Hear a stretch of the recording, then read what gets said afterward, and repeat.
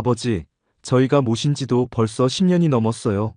이번에도 그냥 넘어가시면 너무 서운할 것 같아서요. 4월의 어느 따뜻한 주말 저녁, 김석주는 아버지 김진태 앞에 앉아 말을 꺼냈습니다. 봄 햇살 아래서 온 가족이 오랜만에 모여 식사를 했지만 식탁 위 분위기는 의외로 무거웠습니다. 꽃이 피고 나뭇잎이 연두빛으로 물들어가는 계절이었지만 김진태의 마음속은 여전히 겨울이었습니다. 정성스럽게 차려진 밥상도 젓가락질만 몇 번 오갔을 뿐 다들 눈치를 보며 침묵을 이어갔죠. 진태는 젓가락을 내려놓고 천천히 아들을 바라봤습니다. 그래서 뭐가 서운하다는 건데? 말투는 담담했지만 눈빛은 날카로웠습니다. 아들은 아버지의 반응이 차가워지자 잠시 머뭇거리다 이내 말을 이었습니다. 이번에도 집문서 안 건드리시면 저희는 또 언제 받을지 몰라서요. 솔직히 말해 저희가 모시고 사는 이유가 다 그 집 하나 아니겠어요? 진태는 말없이 웃었습니다. 참으로 담백하고 솔직한 말이었습니다. 아들이라면 차라리 저런 식으로 말하는 게 낫다고 생각했습니다. 위선은 없었으니까요. 문제는 그게 진심인지조차 헷갈릴 정도로 익숙하다는 것이었습니다. 김진태는 한참을 말없이 앉아 있다가 천천히 물컵을 들어 물 한 모금을 넘겼습니다. 잔잔한 봄바람이 열린 창문 틈으로 스며들었지만 그 순간만큼은 바람조차 어색하게 느껴졌습니다. 그의 시선은 창밖으로 향해 있었지만 머릿속은 오래된 기억들을 더듬고 있었죠. 자신이 아들을 처음 업어 키웠던 날, 손을 잡고 초등학교에 데려다 주던 날, 그리고 아내와 함께 아들의 결혼식장에서 눈물을 훔치던 장면까지 모든 기억이 한순간에 파도처럼 밀려왔습니다.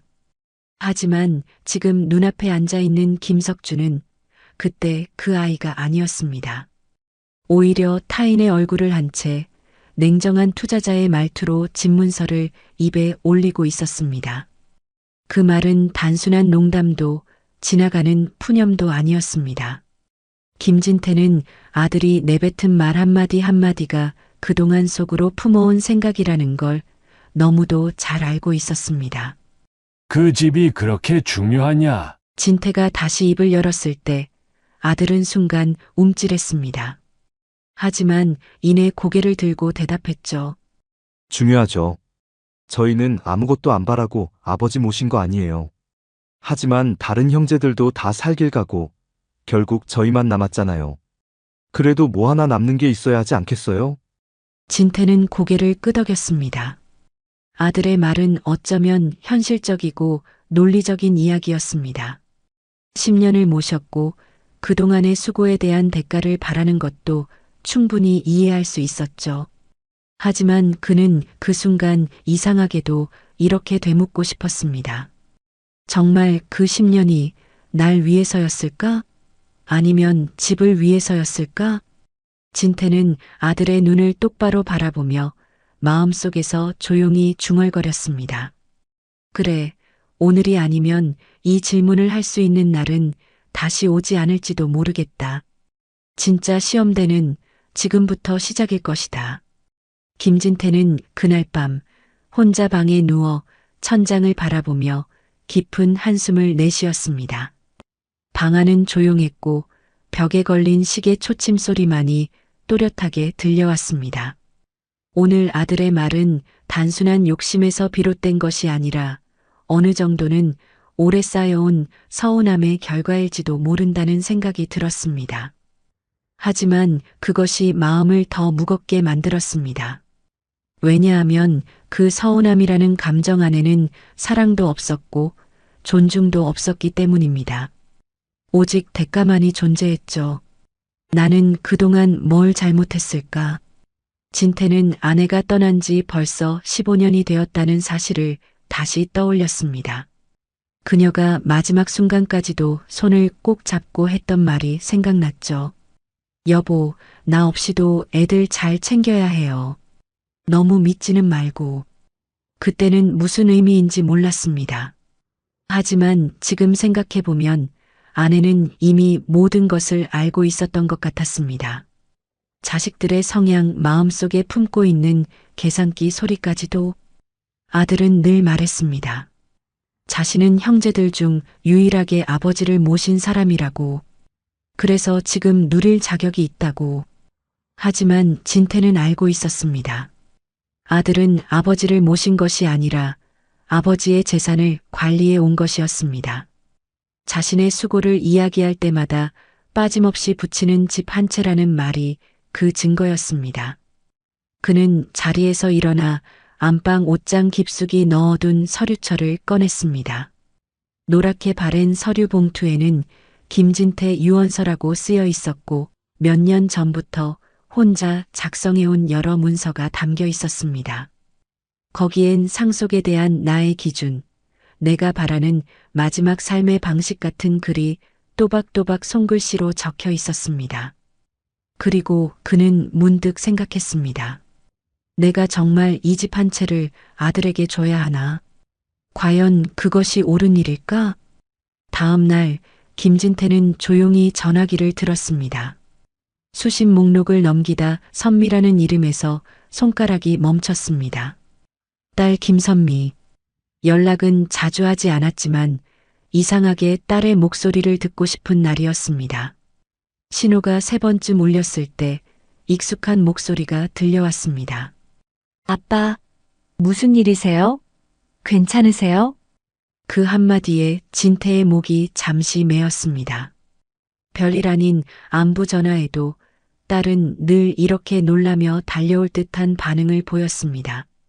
딸이 결혼해서 분가한 지 20년이 넘었지만 선미는 단 한 번도 아버지의 것을 원해서 다가온 적이 없었습니다. 그저 안부가 궁금해서, 명절이 가까워서, 혹은 손녀가 할아버지를 보고 싶어 해서 전화를 걸고 찾아왔을 뿐이었죠. 아니야.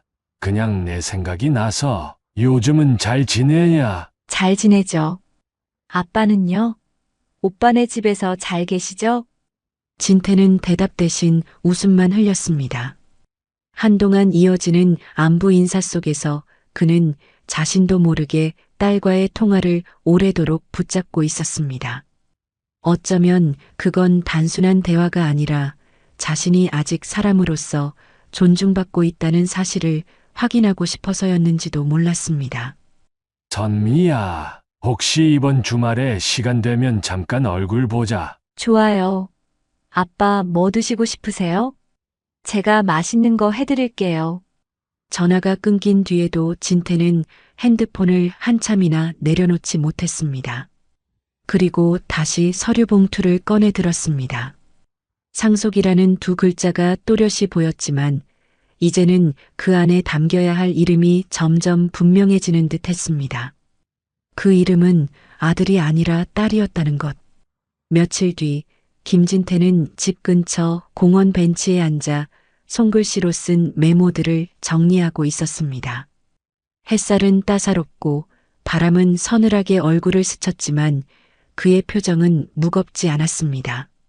가끔 머리가 맑을 때마다 이렇게 야외에 나와 유언서, 초안을 다듬는 것이 요즘의 일상이 되어 있었습니다. 그런데 그날따라 공원 입구 쪽에서 다급히 걸어오는 발걸음이 그의 시야에 들어왔습니다. 김석주였습니다. 아버지, 여기 계셨네요. 숨을 고르며 다가온 아들의 얼굴에는 어딘가 긴장감이 서려 있었습니다. 그는 벤치 위에 놓인 서류 뭉치를 곁눈질로 훑쳤고 그 안에서 유언이라는 단어를 빠르게 포착한 듯 했습니다. 그리고는 자연스럽게 묻는 척하며 말했습니다. 요즘 뭘 그렇게 자주 적으세요? 특별한 일 있으신 건 아니죠? 진태는 순간 멈칫했지만 이내 담담한 얼굴로 대답했습니다. 뭐, 그냥 살아온 인생 정리 좀 하려고 이제 슬슬 준비도 해야지. 준비라니요? 아직 멀었잖아요. 그런 소리 마세요. 아버지 요즘 건강하시잖아요. 진태는 대꾸하지 않았습니다. 대신 서류를 가방에 천천히 넣으며 조용히 물었습니다. 너는 상속이 공정해야 한다고 생각하냐? 물론이죠. 아버지 자식이 둘인데 당연히 공평하게 나눠야죠. 아들의 대답은 망설임이 없었습니다. 그 순간 진태는 확신했습니다. 아들은 공평함을 입에 담고 있었지만 그의 마음속은 이미 자기 몫을 따로 챙겨놓고 있었다는 것을. 그래, 나중에 내가 꼭 그렇게 느낄 수 있으면 좋겠다. 진태의 말은 평온했지만 그 안에 담긴 깊은 의미를 아들은 이해하지 못했습니다. 아니, 이해했지만 애써 모르는 척했는지도 모릅니다. 불안은 그의 눈동자에서 잠시 머물다 스르르 흩어졌습니다. 그 주말 진태는 딸 선미의 집을 찾았습니다. 손에 작은 과일 바구니 하나를 들고 도착한 그의 얼굴에는 오랜만에 부드러운 미소가 번져 있었습니다. 문을 열자 손녀 민지가 환하게 웃으며 외쳤습니다. 할아버지다. 진태는 잠시 멈춰서서 손녀를 바라보다가 가만히 그녀를 안았습니다. 따뜻한 체온이 오래된 슬픔을 녹이는 듯 했습니다. 민지는 키가 자라 이제는 할아버지 가슴팍까지 올라왔고 그 안에서 꼼지락대며 말했습니다. 할아버지, 저 이번에 영어 시험 1등 했어요. 엄마가 할아버지 오신다고 해서 더 열심히 했어요. 진태는 웃으며 민지의 머리를 쓰다듬었습니다. 그래, 잘했다. 나중에 뭐가 되고 싶은데? 의사요. 할아버지처럼 사람 도와주는 사람. 그 말에 진태는 잠시 말을 잇지 못했습니다. 그는 의사가 아니었지만 늘 누군가를 위해 무언가를 남겨주고 싶어 했던 사람이었습니다. 민지의 순수한 대답은 자신이 남긴 삶의 방식이 그 아이에게도 전해졌다는 작은 희망처럼 느껴졌습니다. 주방에서는 선미가 서둘러 저녁상을 차리고 있었습니다. 오랜만에 찾은 아버지를 위해 된장찌개에 불고기까지 정성껏 준비한 딸은 허둥지둥하면서도 웃음을 잃지 않았습니다. 그런 딸의 모습은 진태에게 오래도록 기억 속에 남아있던 아내의 모습을 떠올리게 했습니다. 아빠, 지난번에 말씀하셨던 글 정리는 잘 되고 계세요? 딸의 물음에 진태는 고개를 끄덕였습니다. 그리고 조용히 속으로 생각했습니다. 그래, 적어도 이 아이는 내가 어떤 마음으로 살았는지 이해하려고는 하겠구나. 그날 저녁 그는 처음으로 밥을 3공기나 먹었습니다. 오래간만에 따뜻한 대접을 받은 느낌이었습니다. 음식 때문이 아니라 마음 때문이었습니다. 사람이 사람을 진심으로 대할 때 느껴지는 위로, 그것이 어떤 값보다 크다는 걸 그는 새삼 실감하고 있었습니다. 딸 집에서 하룻밤을 지낸 뒤 김진태는 이튿날 아침 자신의 집으로 돌아왔습니다. 따뜻한 봄볕이 마당을 비추고 있었고 현관 앞에는 떨어진 꽃잎들이 소복히 쌓여 있었습니다. 진태는 바람결에 실려온 꽃향기를 맡으며 현관문을 열었는데 순간 이상한 낌새를 느꼈습니다. 누군가 다녀간 흔적이 분명했습니다. 신발장 안쪽에 놓여있던 슬리퍼의 방향이 바뀌어 있었고 거실 탁자 위에는 자신이 정리해 놓았던 서류 봉투가 다소 흐트러져 있었습니다. 진태는 천천히 거실로 걸어가 서류를 하나하나 확인했습니다. 다행히 빠진 것은 없었지만 손끝에 닿는 봉투 가장자리는 분명히 남의 손이 닿은 듯 느껴졌습니다. 그때 전화벨이 울렸습니다. 발신자는 아들의 아내, 며느리였습니다. 진태는 망설이다 전화를 받았습니다. 아버님 주무셨어요? 오늘 점심에 뵐 수 있을까요? 무슨 일 있나? 아니요, 그냥 요즘 아버님 혼자 계시는 시간도 많고 이참에 저희랑 다시 상의드릴 게 있어서요. 진태는 며느리의 말투 속에서 익숙한 무언가를 감지했습니다. 너무 부드럽고 지나치게 상냥한 말씨. 평소에는 단답형 문자를 보내던 며느리가 이렇게 전화를 걸어와 직접 점심을 권유한다는 건 무언가 계산된 의도가 있음을 의미했습니다. 그는 대답 대신 짧게 말했습니다. 그래, 점심은 내가 준비할 테니 여기로 와라. 전화를 끊은 뒤 진태는 자신의 작은 서재로 들어갔습니다. 그가 가장 깊숙한 서랍을 열어 꺼낸 것은 다름 아닌 공증 완료된 유언장 원본이었습니다. 그것은 금고 안에 보관해둔 사본과는 별도로 변호사에게 정식으로 맡겨둔 서류였습니다. 그리고 오늘 그는 이 문서를 최종적으로 고쳐야겠다는 결심을 했습니다. 누군가 훔쳐보는 재산은 결코 공정하게 나뉘어질 수 없다는 걸 그는 이제 너무나 뼈저리게 깨닫고 있었으니까요. 점심 무렵 김석주와 그의 아내가 집에 도착했습니다. 며느리는 손에 작은 과일 상자를 들고 있었고 아들은 무언가 꺼림칙한 듯 웃으며 문을 열었습니다. 김진태는 익숙한 얼굴들을 바라보며 마당을 가리켰습니다. 오늘은 날씨도 좋으니까 마당에서 밥이나 먹자꾸나. 평소와는 다른 제안에 아들 부부는 잠시 당황했지만 이내 수긍하고 마당 테이블에 자리를 잡았습니다. 진태는 된장찌개에 봄나물 몇 가지를 차려내왔고 아들은 민망한 듯 연신 잘 먹겠습니다를 외쳤습니다. 며느리는 어색한 웃음을 지으며 눈치를 살폈습니다. 식사가 한창일 무렵 김진태는 천천히 입을 열었습니다. 내가 요즘 유언 정리를 좀 하고 있다. 순간 아들의 젓가락이 멈췄고 며느리의 눈동자가 흔들렸습니다. 진태는 그 반응을 놓치지 않았습니다. 그는 일부러 아무렇지도 않은 표정으로 말을 이었습니다. 그냥 이제는 누가 뭐래도 정리할 건 정리해야 할 나이니까. 그러자 며느리가 입을 열었습니다. 아버님, 그런 말씀은 너무 서운해요. 저희는 아버님 오래오래 사시길 바라는걸요. 김진태는 며느리를 바라보다 조용히 물었습니다. 그래. 그럼 너희는 내가 재산 다 정리하고 아무것도 없이 살아도 여전히 나를 모시고 싶겠니? 그 말에 며느리는 얼어붙은 듯 웃음이 멈췄고 아들은 입을 다문 채 물만 한 모금 마셨습니다. 침묵은 몇 초였지만 진태에게는 그 몇 초가 너무나 길게 느껴졌습니다.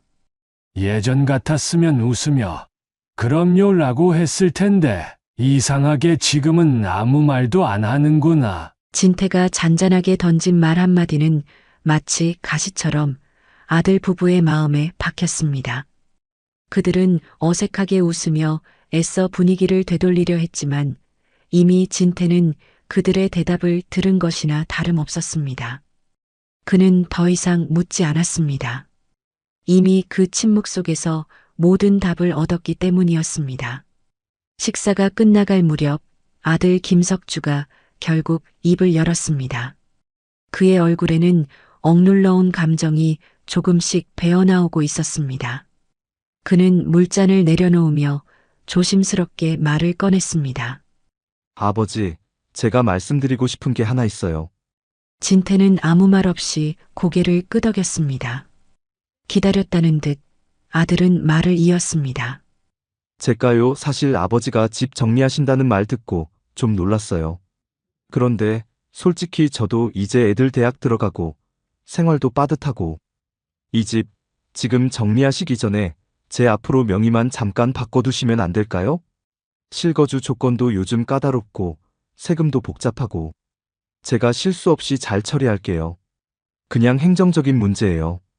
순간 며느리는 남편의 허벅지를 살짝 찼습니다. 하지만 그는 이미 주저할 수 없는 지점까지 와 있었습니다. 아버지도 아시잖아요. 저희가 10년 넘게 같이 살면서 얼마나 신경 썼는지. 선미는 아무것도 안 했어요. 오히려 명절 때나 겨우 오는 사람이잖아요. 그 순간 김진태의 손이 멈췄습니다. 조용히 숟가락을 내려놓고 아들을 바라보았습니다. 그의 눈빛은 더 이상 부드럽지 않았습니다. 그래서 지금 이 말은 딸은 제외시키고 이 집은 너한테 달라는 거냐? 아들은 말없이 고개를 끄덕였습니다. 며느리는 고개를 숙였고 공기마저 무거워졌습니다. 김진태는 잠시 침묵한 뒤 조용히 입을 열었습니다. 나는 지금 내가 무슨 말을 했는지 정확히 들었다. 그리고 그게 내 진심이라는 것도 안다. 그는 천천히 자리에서 일어났습니다.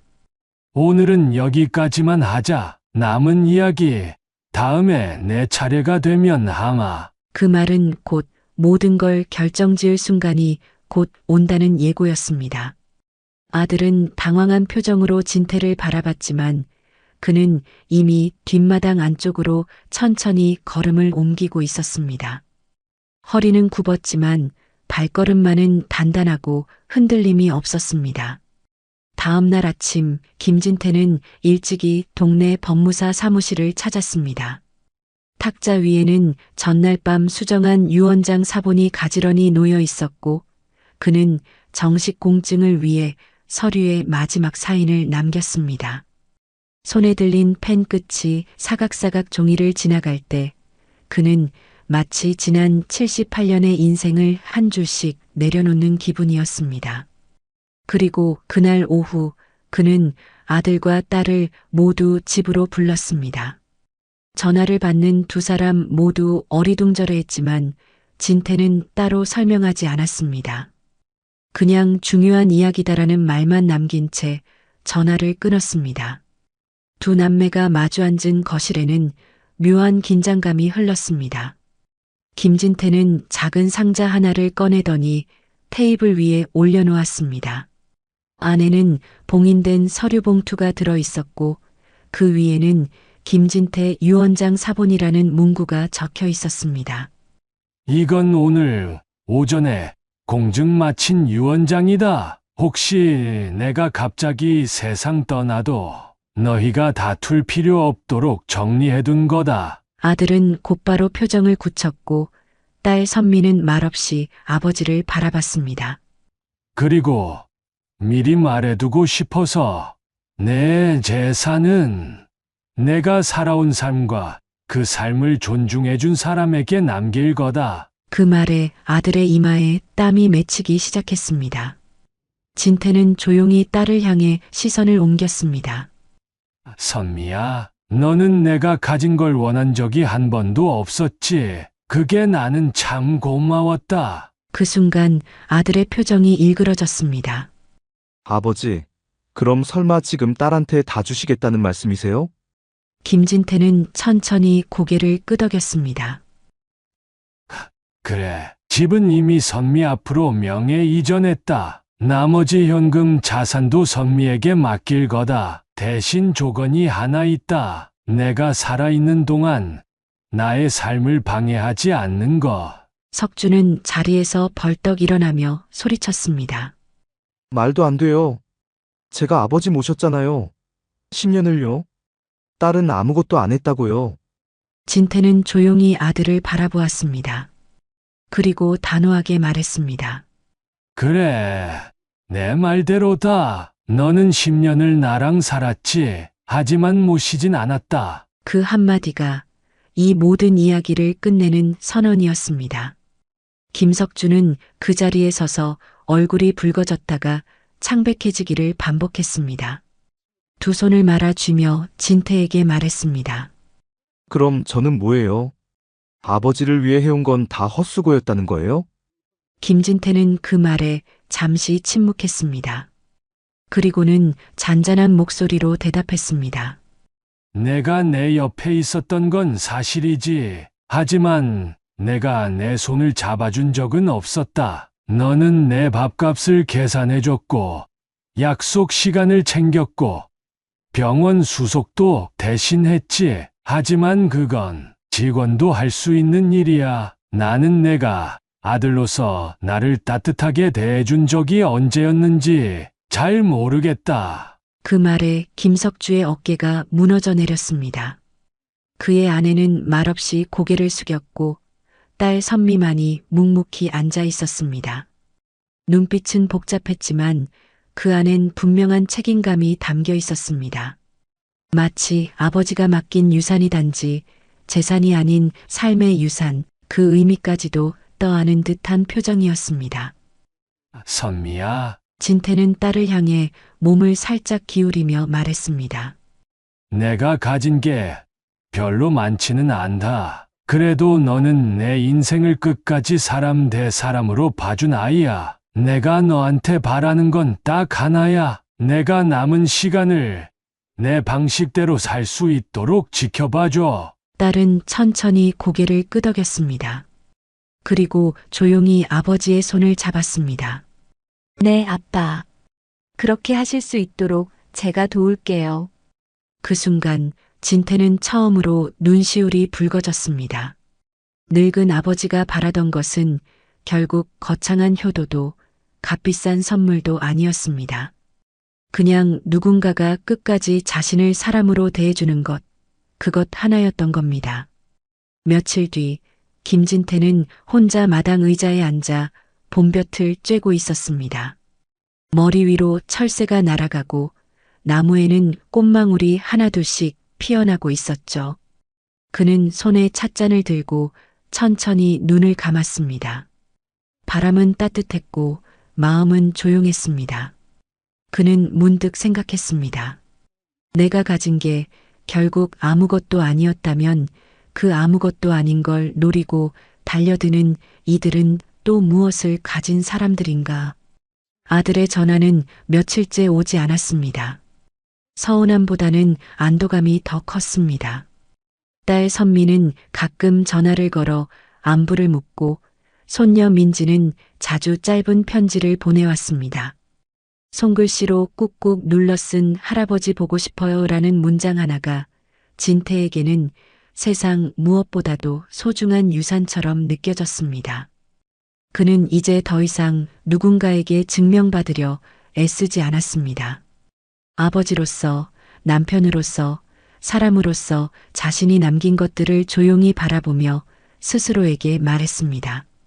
잘 살았다고, 잘 정리했다고, 그리고 더는 흔들리지 말자고. 그날 저녁 진태는 오래된 노트북을 켜고 짧은 글을 써내려갔습니다. 누군가 볼지 보지 않을지도 모를 메모장 속 글귀 하지만 분명히 마음에서 우러난 한 문장이었습니다. 재산은 나눠주는 것이지만 마음은 남기는 것이다. 그리고 그날 밤 그는 평온한 마음으로 잠자리에 들었습니다. 봄밤의 고요함이 창문을 타고 들어오고 있었습니다. 밖에서는 조용히 풀벌레가 울고 있었고 그의 가슴 속에서는 오랜 시간 흔들리던 그 무언가가 마침내 멈춰 서고 있었습니다.